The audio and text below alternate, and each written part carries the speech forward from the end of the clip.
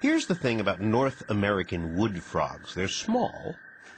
So it might be very difficult to spot a frog. Very small, but they're everywhere, just out of view, hiding on the forest floor. Nothing. He's camouflaged. His coloration is the same as the soil around him. You see him here? He's cold. You can find them here in southern Ohio and all the way up to the Arctic Circle. But wherever they are, once it gets cold with the first sprinkle of ice, this frog does something I didn't know was possible. As soon as the frog just touches an ice crystal. This animal is going to freeze. Freeze? Freeze. Solid freeze. That touch of ice immediately sets off signals inside the frog, says Professor John Costanzo, that pulls water away from the center of its body, so the frog's internal organs are now wrapped in a puddle of water that then turns to solid ice. I still can't get over it. It's really an amazing thing. There is no breathing, no kidney function. The heart stops. And there'll be no heartbeat for a long period of time. You mean as in no heartbeat? Right. Nothing. Flatline. Flatline. For an hour or two?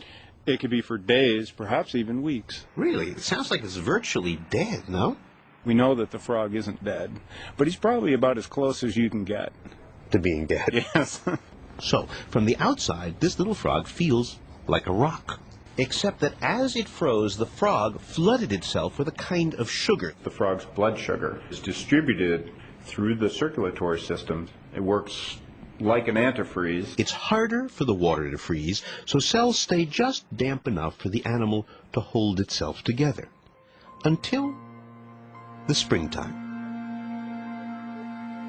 When the days grow a little longer, and the ground gets a little warmer, and then, well, a kind of miracle happens. After weeks or months of no heartbeat, none, suddenly there's a pulse.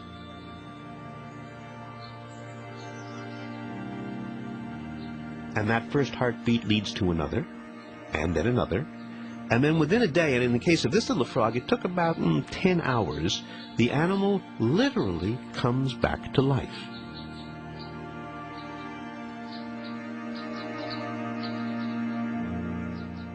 Spontaneous resumption of function. Why? We don't know.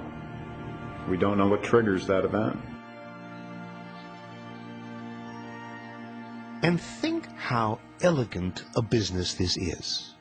Because although the sun is warming up the outside of this little guy, somehow his insides, his heart, his brain, they thaw first. His insides warm up before his outsides. But somehow it all happens in perfect synchrony every spring. Yes, and it's going to undertake a very energetic activity. It's mating time. You mean hours after it thaws, it's going to do it with a lady? It's going to perform. Uh-huh. What an animal. Can we say that on I don't know.